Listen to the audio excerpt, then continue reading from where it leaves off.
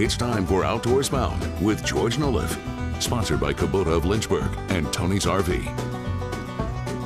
And we are outdoors bound this morning. A threat against a cherished Virginia tradition, the annual Chincoteague Wild Pony Swim and Auction. WFXR's George Noliff is joining us live this morning in the studio with a little bit more. Good day, George. Hey, Brandon. Hey, Hazel Marie. Just a little background. Volunteer firefighters have been rounding up some of the wild ponies on Chincoteague Island and swimming them over to Chincoteague to raise money for fire department operations for 100 years now. But this year, they're dealing with the threat, and they're taking it seriously. How y'all doing there, folks? No word on who made the threat or what that threat even contained. It came online earlier this year. Now law enforcement and Chincoteague town leaders are taking action. Normally, the pony swim's a cherished Virginia heritage event, a celebration of Virginia's wild ponies and the so-called saltwater cowboys who round them up. But this year, that's being overshadowed. And while the threat is under investigation, town officials are taking advantage of the enormous resources available to ensure a safe and enjoyable event for residents and visitors.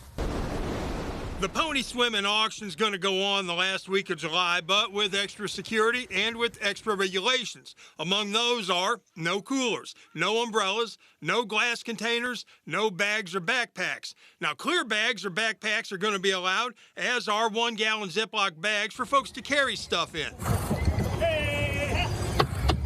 And while we still don't know much about the threat or where it came from, it's got town leaders on alert. And if you're going to the pony swim or know anything about the threat, they ask for your help too. If you see something, say something.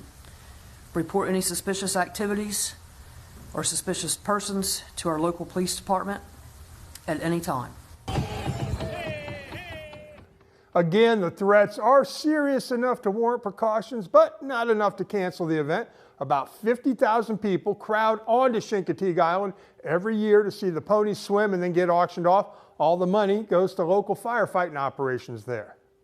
All right, George, is it true? 100 years this has been going on? Yeah, 100 years. This is a true Virginia heritage tradition. It really took off with worldwide acclaim. I mean, everybody around the world knows about this. After the beloved Misty of Chincoteague books came out, they were written by Marguerite Henry, published in the 1940s and 50s. You may have read them in school. I know I did. My kids read them. My grandkids are probably going to read them.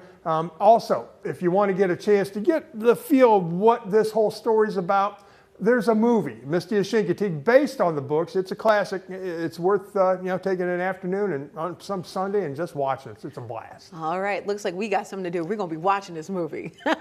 Thanks, George.